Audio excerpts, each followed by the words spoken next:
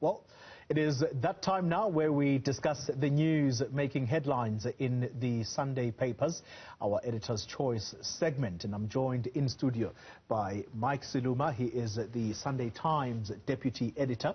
And we're also hoping to be joined by Hajra Omaji, who is the political editor at the Business Day newspaper. She will be joining us as soon as we're able to connect her. So let's kick off the discussion, Mr. Siluma, with the very paper I think that's in front of you.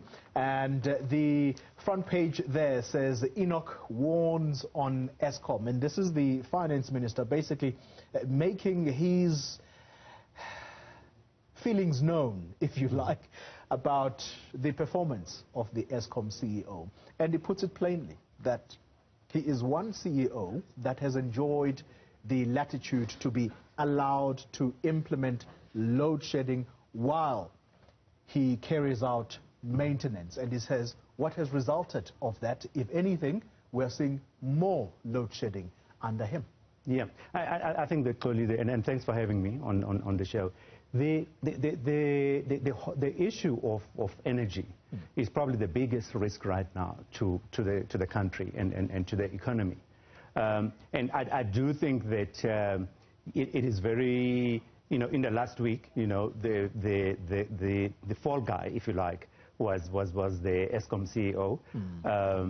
But I think that we probably need to be, it is understandable that a lot of people are running out of patience with the stories and the explanations. Remember, we've been with load shedding since since around 2008, 2009, on and off, and ever since, the different actors, the role players, have promised that, this is the last time. You will never have load shedding again. This is the end of it. We don't want to do maintenance. We're going to do this and the other, right?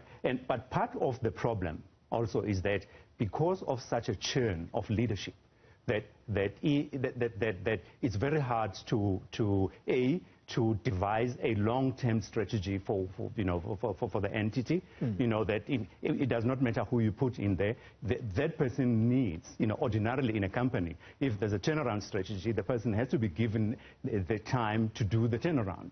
But if you're going to be changing your manager, your CEOs, every 2 years or less, then it means that everyone who comes in, especially when you bring in people who do not have a power generation background, it means that every time you bring in a new person, that person has to familiarize first, and then they start, doing whatever it is that they want to do. The views here from Mike, they are so stark. I've just had a discussion now around the Eskom power crisis, and the former CEO, who says he's been with Eskom for at least 20 years and it's time for others to take over the baton. He's happy to have coffee with Andre Durator so that he takes him through. He's an engineer, by the way. Yeah, I'd like to be a fly on the wall when that conversation happens.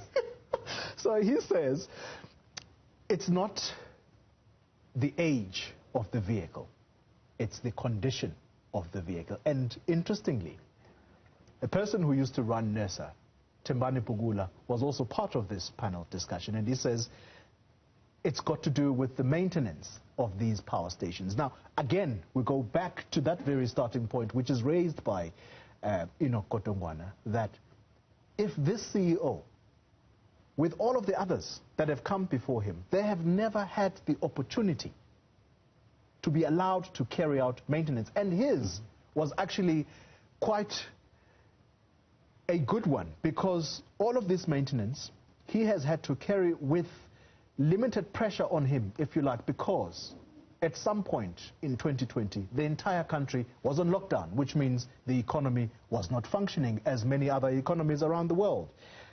What kind of maintenance was he conducting then if he couldn't actually get these power stations in good condition so that they are able to meet the demand once the economy starts going full throttle again? Yeah, I think that the unfortunate thing as well, Guli, is that the Eskom issue is now in danger of becoming political football, Well, it is. But the fundamental issue that we all have to accept is that, more than 15 years ago, government was told to start building ahead. That's how you manage your your power supply. You plan ahead. It is not something that, to build a power station takes a long time. And the government itself did not build when it was told it was time to build. And so the genesis of Temane Pugula was very clear, and I'm really interrupting because you touch on the very issue he said. He said the genesis of 2005, 2006, government warned through its own processes that there would be a shortage of power in the country. It's time to start planning ahead. They failed. So that is the one thing which we have to keep in mind. A consequence of the failure to plan ahead and to build is that our power generation system is reaching the end of its lifespan. That's just the reality. You're talking about the car. Even cars have the end of the lifespan. Kind of thing. So you can. There's a limit to which your maintenance can carry you through when an operation like that is reaching the end of its lifespan. And I think the conversation now that we should be having as South Africans, yes, let's deal with the issues of maintenance, of preventing, a complete blackout. But on the other hand, we need to start, a serious conversation looking forward to say, what are we going to do? Because there is no way we can plan backward and say that our plans are based on the old power stations which are reaching end of life. So we need to have a conversation to say what is going to replace these, the current power generation system. We need to be having a conversation about nuclear. We need to be having a conversation about green power generation and all of that. We need to get independent power producers, etc. Because we need to talk about a solution for now, But in terms of what is happening inside Eskom, I think either we're not being given the full story of what is happening, of how critical the issue is, or the maintenance is not being done properly. There's no proper planning. Because if there is proper planning, then we would be told that this much generation capacity is being taken out, therefore we're going to have load shedding for the next couple of days or whatever, but it will be pre-planned. What is happening now is that you can wake up in the morning, you are at no stage, and then you are at stage 2, and by the end of the day, you could be at stage 4. So I do think that probably Eskom needs to be more transparent than they have been in terms of what exactly is going on in Eskom. Because if you've got management running the crisis or trying to deal with the crisis, there should be an element of predictability. And that is the biggest problem for the economy right now, the lack of predictability. And that's the complaint by one of the business bodies, the Black Business Council. We're going to continue the conversation around this issue of Eskom and other stories, including the coalition talks that are ongoing. Have you forgotten already? We've just come from an election. Many of these municipalities are still hung, so one of those stories making the front page of the City Press. We'll continue the discussion.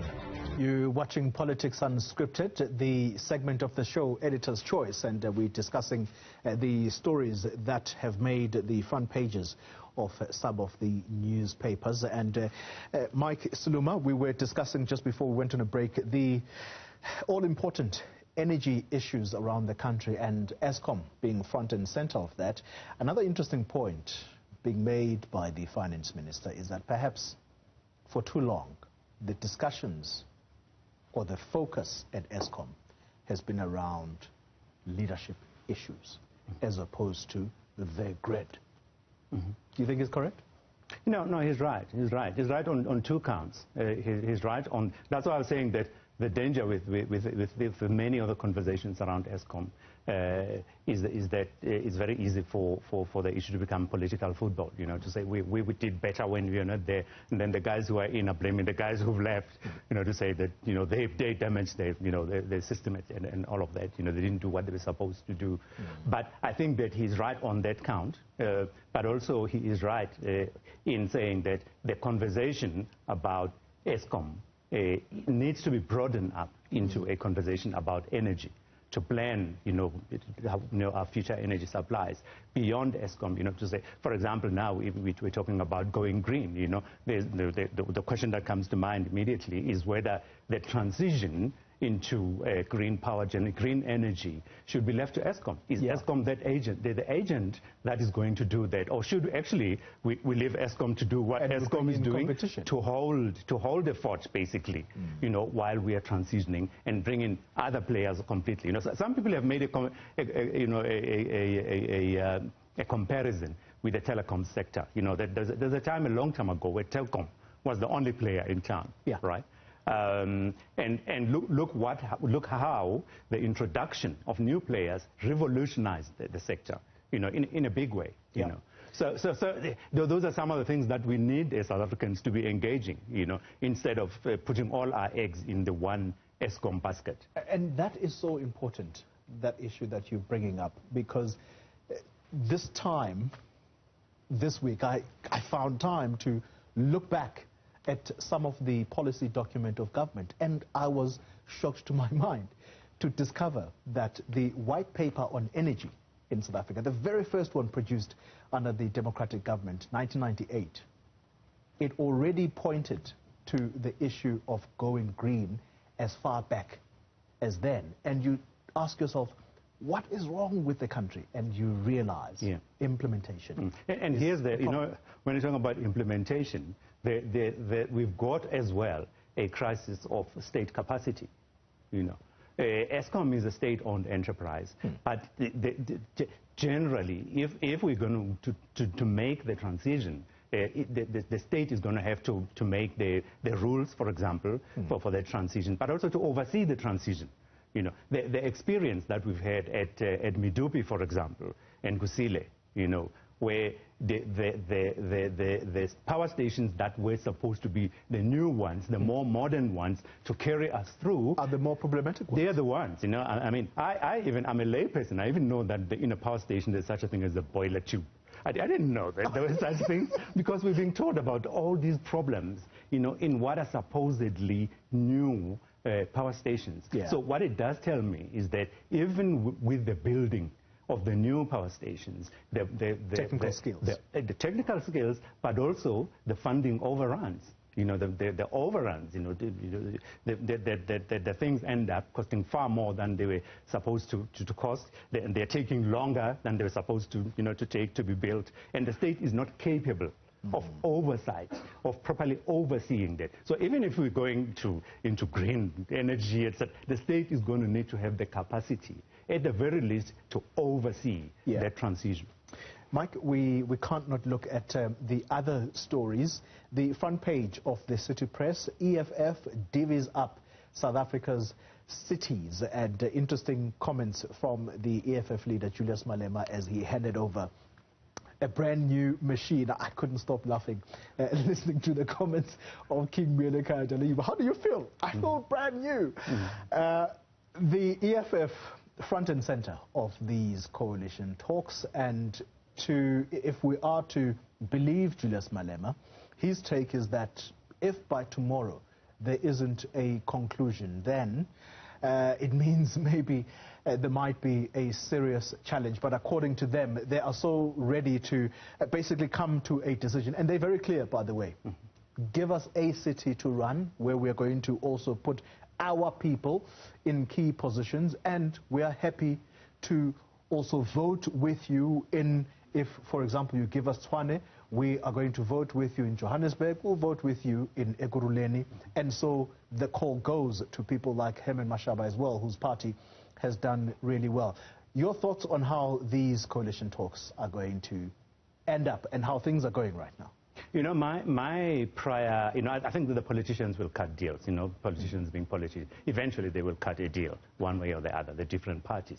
But the other concern, you know, that I have is what that does to the power of the voters, you know, to say this horse trading that is happening, where even a party that has got 10% is demanding to run a city, when the people in that city actually did not give them the majority to run the city.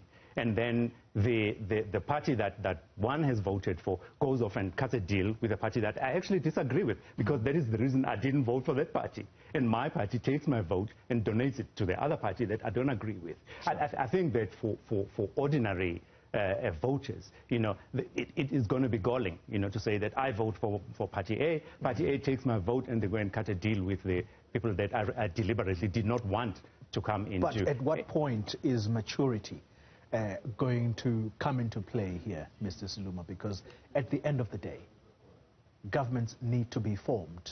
And if we go back to the drawing board, and what does that mean? It means conducting elections anew, as per the president's words.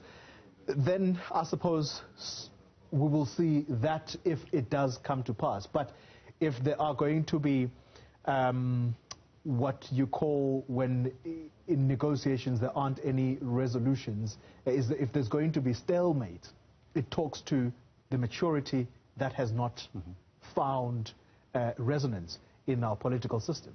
Yes, and also the additional question is who's, in the end, whose interests are being served by the deals that are going to be cut?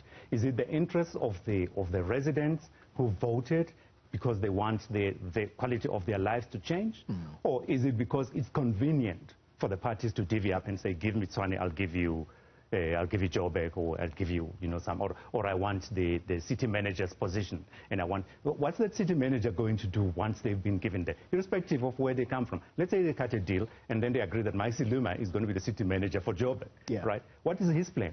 Is he even capable of, addressing the issues in Joburg? So I think it's very important, the parties owe the voters an explanation, and they need to be transparent, and the voters need to be told why certain decisions are being made. Because in the end, whatever, the whole point of the election was so that people, people would have been voting because they want the quality of their lives to be changed for the better. Yeah. And I suppose linked to this story of coalition talks, Mike Siluma, is what interestingly I found at the top of the front page of the City Press. This is Senzo Mchunu, our Minister of Water and Sanitation. He says it's an opinion piece where, it's actually a news story where he's quoted as saying that graft sunk the ANC at the polls. I suppose that shouldn't come as a surprise, should it? No, it doesn't come as a surprise. My personal view is that it's several things that sunk the ANC at the polls, and it is, yes, it is graft. The perception that the ANC tolerates corruption. He's right. That is, but it was just one of several factors. One of the key factors is one of service delivery. Central to which was the question of water and the question of electricity. Yeah. Absolutely. So it's a whole basket of issues that would have precipitated the electoral failures of the ANC. Well, another story that came and completely gripped the nation, even threatening, if I were to say, to overshadow the moment, the Enoch Godongwana moment, delivering his budget speech, his medium-term budget speech in Parliament, the death of the last apartheid president, F.W. de Klerk. It's once again brought to bear just how divided a legacy he has. I think that the division of his legacy, in a sense, is also a reflection of the division in South African society. If you look at the response, the responses of different people, to the announcement, of the passing of W. de Klerk, you have got people who are saying that, well, he did his best under the circumstances. In fact, some people, I even wanted to argue that he was a visionary leader, etc., who put South Africa on a different course. And then there are other people who are pointing out that actually, while FW, apart from the fact that he was a member of the National Party, which enforced and imposed apartheid in South Africa, on his watch as state president, there was so much bloodshed in the country, and the state was actually implicated in a lot of what used to be called black-on-black violence. The killings in the trains, the killings, in the townships, etc. In Boipatong, if you go to KZN, so much blood flowed there, while he was president, And apparently he sat in some of these committees. In the State Security Council. You know, the thing that is galling to a lot of people is that he has not been willing, or when he was alive, he was not willing to take the full accountability of what actually transpired, you know, on his watch. I think on that point, I want us to pause there for a moment, because I'd like us to discuss the video that he left behind, which was released at the time of his death. How should we read that? We'll continue in a moment. You're watching the Editor's Choice. This is where we discuss the news making headlines on some of your favorite newspapers. And to help me do that is Mike Siluma, who has been with me throughout the start of this conversation. Unfortunately, I don't think Haja Omaji is going to be able to join us. The deputy editor of the Sunday Times is here, nonetheless, to do that with me. The video, the release of the video, the 7-minute video by the former president, F.W. de Klerk, only released at the time of his death. In your view, what was the intention behind that? And has that actually done even more damage than what the foundation probably would have intended? You know, for me, Goli, the release of that video seems to be like a last-minute attempt at refurbishing, you know, or burnishing, rather, the legacy, you know, of F.W. de Klerk. Yeah. You know, if he had wanted to apologize, for example, a lot of people focused on the apology, you know, to say, you know, do we accept it or don't we accept it, etc. Well, one would have expected that he would not have, if he was of the mind of a mind to apologize, he would have done it a long time ago.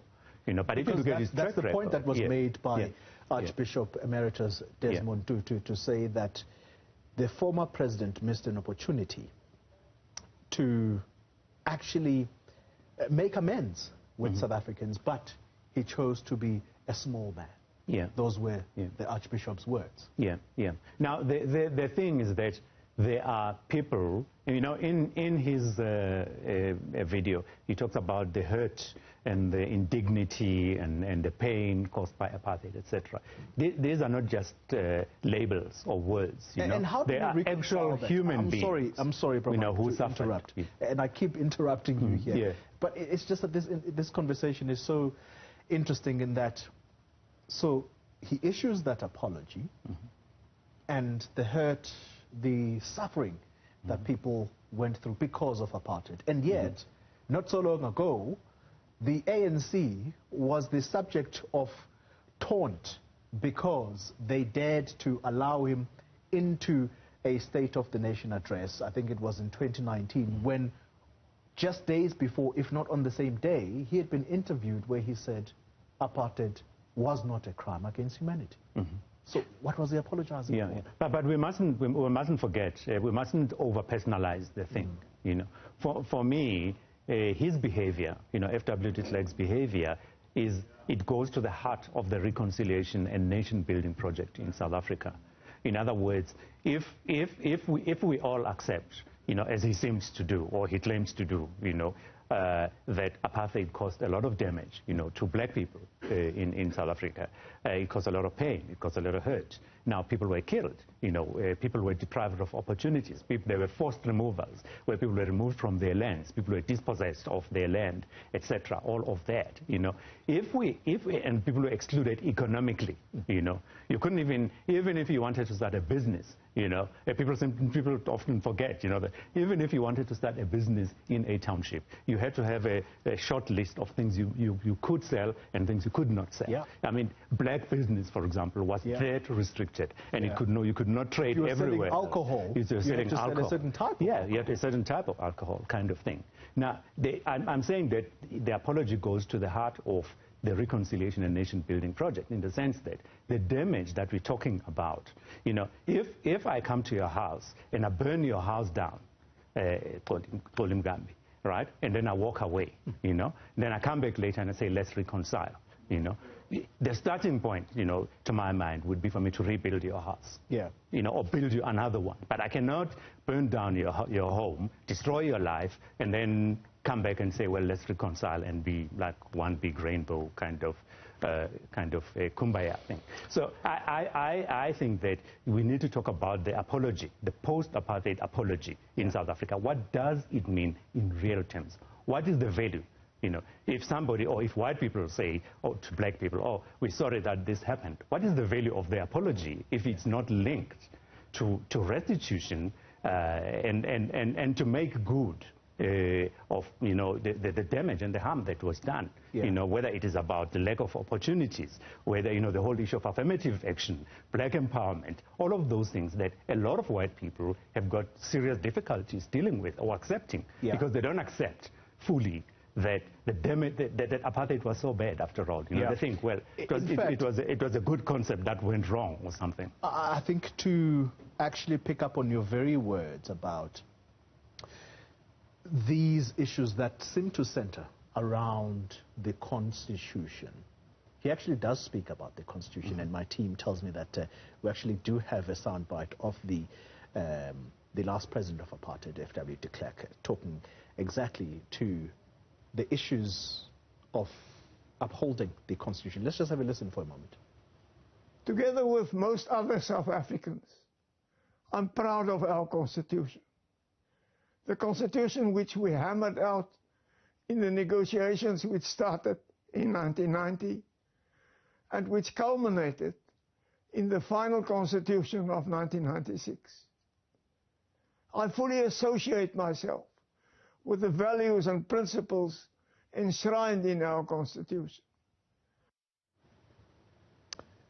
How should we interpret that?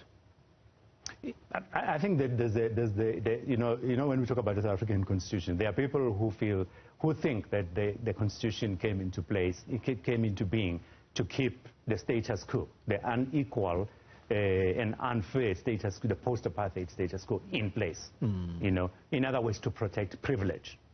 There are a lot of people, too many people in society, mainly white people and other people who benefited. They think the Constitution is there to protect them against any talk of change or redistribution or all of those things. There is nothing wrong with the Constitution as such. If you look at the Constitution, it does even allow for issues of affirmative action and redress.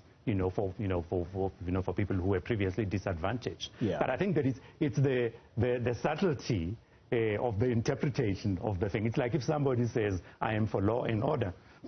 Excuse me. If someone says, I am for law and order, they may mean, I want the law to protect my possessions against the dispossessed. Or it could mean that everybody must be protected, but everybody must get justice. So it's really about how we pick and choose. In interpreting, these things. But another story that is linked to apartheid, but far removed from South Africa, it's one that is probably going to yet again gain traction with the decision of the Arts and Culture Department completely distancing the government from its association with the Miss SA pageant. And that's because Miss SA is going to be participating in a Miss Universe event taking place in Israel. The minister saying there that he's hoping that sanity will prevail. I hope I'm relaying that information properly, and that he's open to discussions, further discussions. But at the moment, it seems that the attitude is that the Miss South Africa is going despite the government's position on apartheid or on Israel, which is seen to be implementing apartheid against the people of Palestine. The question is whether the minister has only now discovered that South Africa has a Miss South Africa pageant, and that pageant has got links with other pageants like Miss Universe, etc., and that they've got rules. So I don't know. Maybe he's just discovered, or maybe he's been aware all along that these pageants have got rules, for the people who enter them, etc.